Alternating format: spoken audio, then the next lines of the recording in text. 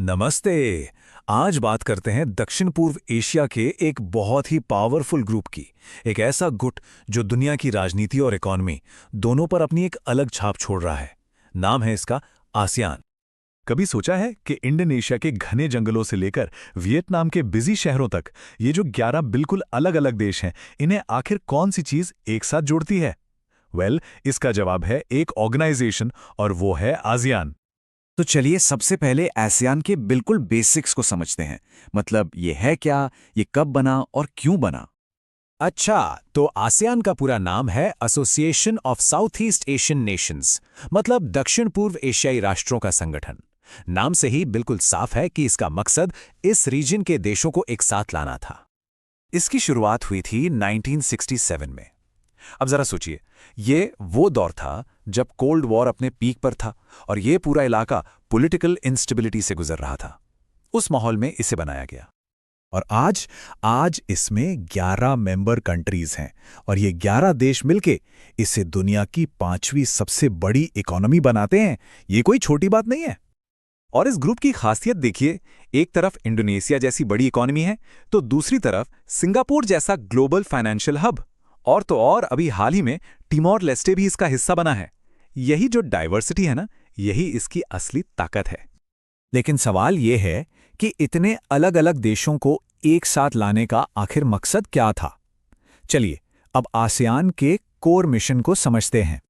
ASEAN का मोटो है one vision, one identity, one community, यानी एक दृष्टि, एक पहचान, एक समुदाय।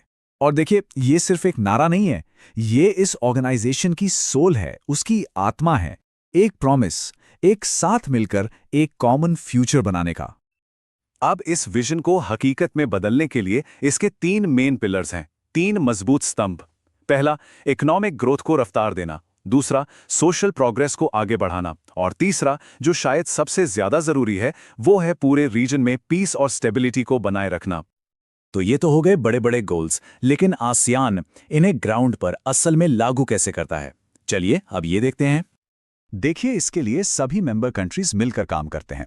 जैसे अपनी ट्रेड पॉलिसीज को आसान बनाना ताकि सामान का आना जाना फ्री फ्लो हो सके, सिक्योरिटी चैलेंजेस जैसे आतंकवाद से मिलकर निपटना, और हाँ, हर साल साथ बैठकर फ्यूचर की स्ट्रैटेजी तैयार करना।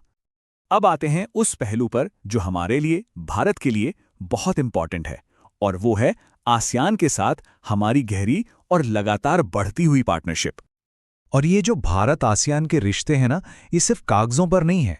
हम डिजिटल कनेक्टिविटी के जरिए लोगों को जोड़ रहे हैं, ट्रेड और कॉमर्स को बढ़ाकर दोनों तरफ की इकोनॉमीज को मजबूत कर रहे हैं, और डिफेंस कोऑपरेशन के जरिए इंडो पैसिफिक रीजन को और ज्यादा सिक्योर बना रहे हैं। लेकिन दुनिया तो बहुत तेजी से बदल रही है, तो बड़ा सवाल ये उठता है कि क्या आसियान आने वाले कल के चैलेंजेस के लिए तैयार है? इसका जवाब है बिल्कुल। एशियन अब क्लाइमेट चेंज जैसे नए और जरूरी मुद्दों पर फोकस कर रहा है, डिजिटल फ्यूचर की तैयारी कर रहा है, और इतना ही नहीं, RCEP जो दुनिया का सबसे बड़ा फ्री ट्रेड एग्रीमेंट है, उसका हिस्सा बनकर यह अपनी ग्लोबल इकोनॉमिक पावर को और भी बढ़ा रहा है। तो कुल मिलाकर देखें तो आसियान इस पूरी रीजन में एक लाइट हाउस की तरह है। एक ऐसा लाइट हाउस जो अपने सभी सदस्य देशों को शांति, स्थिरता और विकास का रास्ता दिखा रहा है। और अंत में एक सवाल सबके लिए, जैसे जैसे ग्लोबल पावर का सेंटर एशिया की तरफ शिफ्ट हो रहा है, क्या आसियान इस कॉन्टिनेंट का भविष्य तय करने वाला सबसे बड़ा प्लेयर बनकर उभरेगा? इस पर सोचना जरूरी है।